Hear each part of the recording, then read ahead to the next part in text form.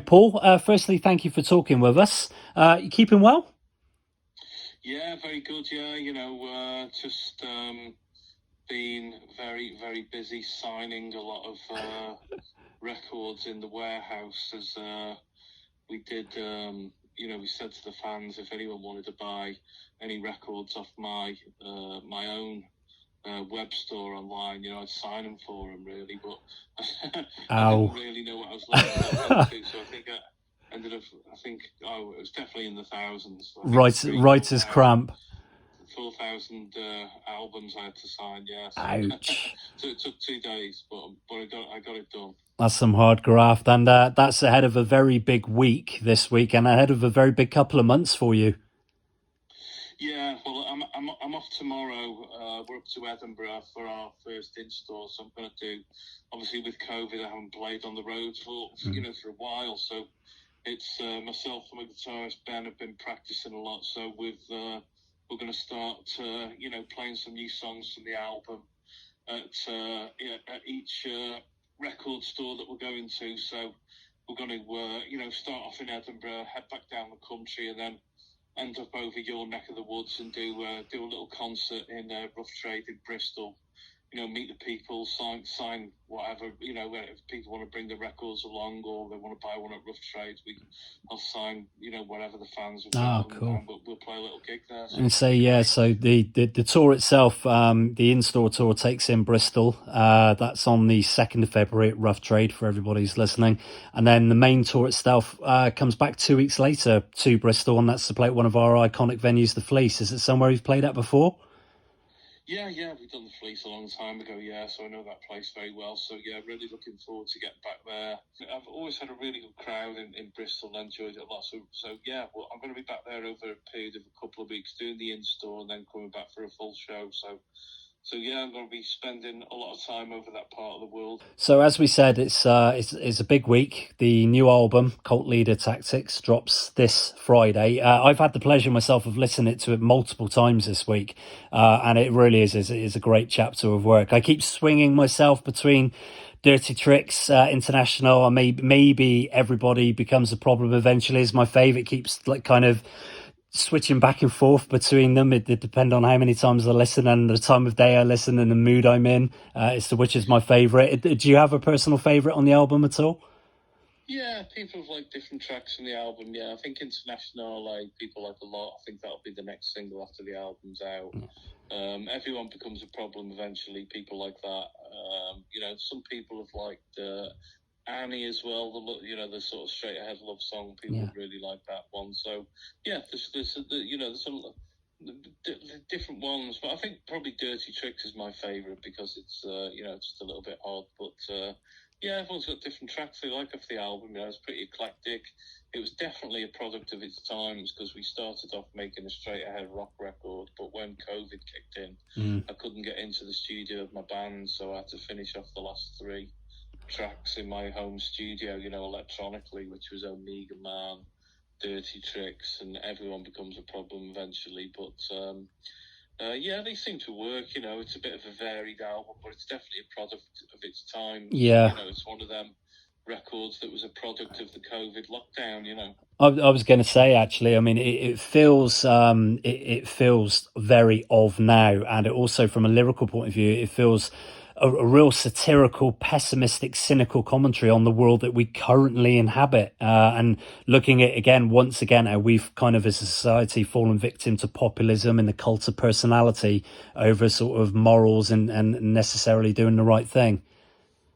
Yeah, I mean, it's all done from my personal experience of being shafted by many people in my business, you know what I mean? But at the end of the album, it doesn't end on a cynical note, Mark. No.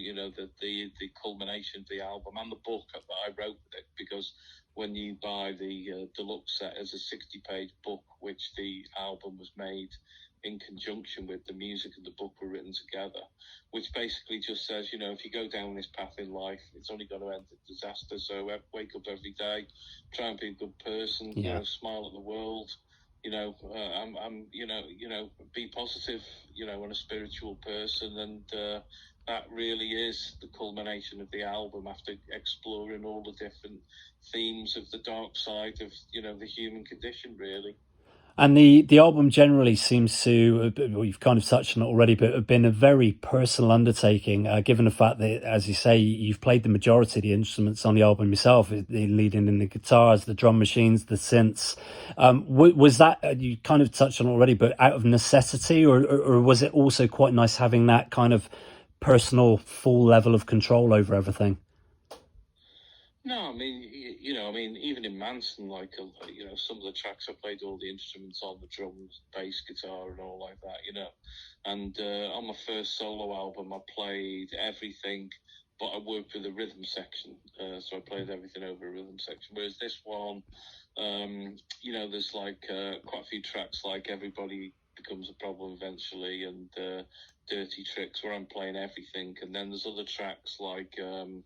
You've Got No Life Skills, Baby, which I play everything, but I use my drummer John to put a nice solid drum part down, and then I play bass guitars, keyboards, and all the other bits over it. But my background, after I finished Manson, I opened my own studio and I worked as a record producer and songwriter for a long time. So, I very much enjoy doing the production side, the arrangement side, playing a lot of the instruments, and obviously now there was a Manson convention, and they did a poll to get me to release my unreleased solo material, which is why I'm here. So it's just a natural extension of being a record producer and a songwriter, really. Okay. That I sort of tend to keep very tight control over my output in terms of the production and what I play, and I'll throw in the odd, fruity guitar solo and stuff like that. But I try, I try and keep the music just to serve the song, There are there's some amazing little Easter eggs of sound bites and clips and things in there as well, which I think people really really like as well. So definitely pay close attention to some of the starts and end of the endings of the tracks. Do you think the themes running through the album have been magnified in that case then by the fact that it was kind of put together during lockdown? Do you think if we hadn't have had the lockdown situation, then you would have probably still produced an album, but it may well have had a completely different sound, a theme running through it? Yeah, I mean, I had 8 songs ready, the band songs, stuff like International, like Cult Leader Tactics, Line About Who You Sleep With, life skills. They were things I'd done with my band before the lockdown. But then when the lockdown happened, I had to then, think a little bit outside the box. Changed a couple of the lyrics in songs to make them a little bit more relevant to the lockdown, and then added some electronic songs because obviously I could only work at home. I worked remotely with my friend Stephen Wilson, who's a huge progressive rock artist, on the track Omega Man, and we did that over the internet. And so yeah, the album was completely and utterly shaped by the lockdown, and just through necessity, really. And in terms of the sound, whereas I've kind of touched on lyrically, it's very much of now in modern societal times. The sound really does have that sort of retro feel of harking back to the glory days of electro and synth pop, like you say, kind of out of necessity. But electro on its own seems to be making a real huge comeback at the moment. Some of the younger bands that are coming through are very sort of in touch with the electronic sort of style and the synths and things. Do you think music does work psychically? Like you kind of see fashion drops in and out, but comes back around. Do you think that's the same with musical styles as well? Oh, absolutely. I mean, a lot of it comes from what musical instruments are out, So at the moment, there's a fashion for synth manufacturers to manufacture a lot of old analog gear. And so a lot of the young kids are getting back into old analog synths.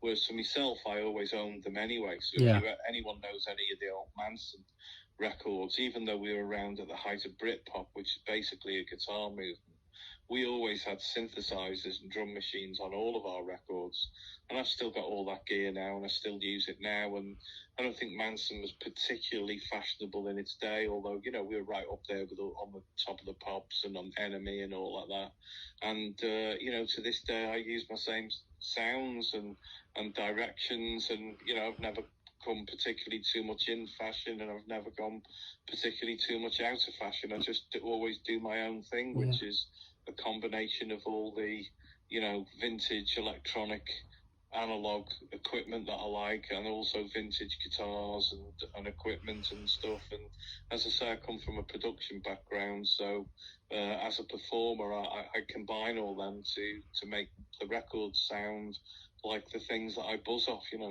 Probably explains as well, like you were saying earlier, why you've always had, no matter what changes you make, you always have that solid core of support, because people like the sound, they know what they're getting from a Paul Draper single and a Paul Draper album, and so they've always found it quite easy to stick with you through the times.